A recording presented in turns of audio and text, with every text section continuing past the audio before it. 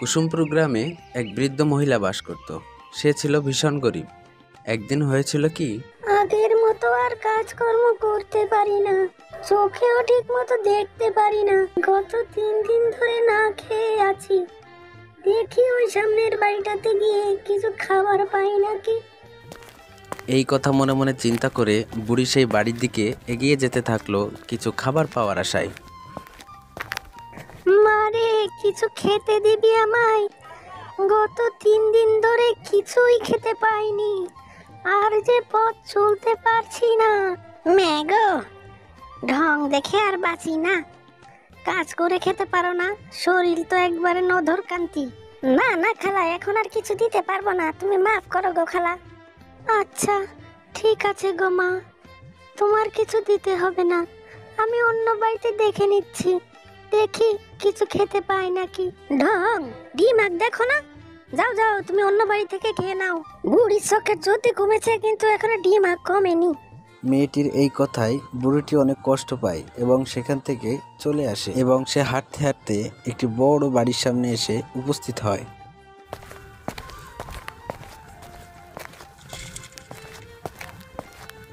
মা গো, সৃষ্টিকর্তা তো তোকে অনেক কিছু দিয়েছে, কিন্তু আমাকে কিছুই দেয়নি।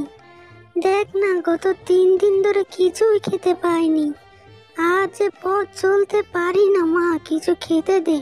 আমি তো তোমার জন্য খাবার নিয়ে বসে আছি, কখন তুমি আসবা আর কখন তোমার খেতে দেব। আমার বাড়িটা তো তোমরা লঙ্গরখানা পেয়েছো। যাও যাও, সকাল সকাল আর বিরক্ত করো না, মাথা এমনিতেই খুব গরম আছে। যাইতেছি গো মা, যাইতেছি। হে আল্লাহ, কেউ আমাকে দুটো ভাত খেতে দেয় না। আল্লাহ, এভাবে আমাকে বাঁচিয়ে না রেখে তুমি তুলে নাও গো আল্লাহ, তুলে নাও।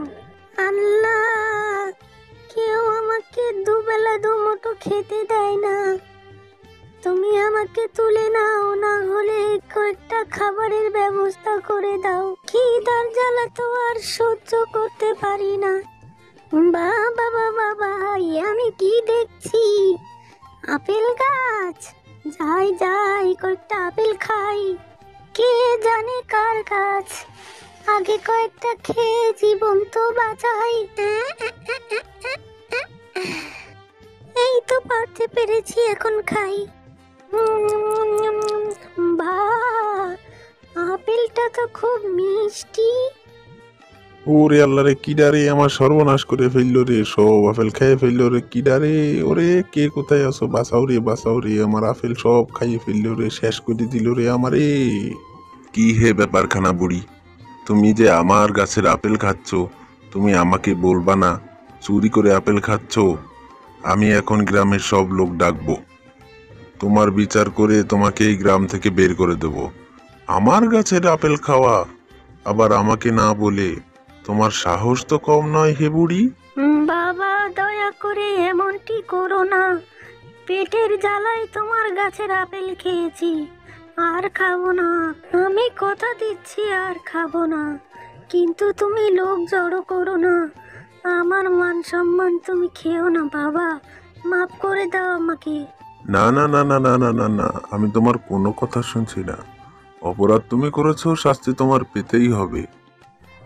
বাবা, দয়া করে আমাকে মাফ করে দে, আমি আর এই ভুল কাজ করব না। আমি আজই গ্রাম থেকে চলে যাচ্ছি, দয়া করে আমাকে মাফ করে দে। এরপর বুড়ি মনের কষ্টে হাঁটতে হাঁটতে এক নদীর কাছে গিয়ে পৌঁছে এবং মনে মনে সে নদীতে ঝাঁপ দেওয়ার কথা ঠিক করে।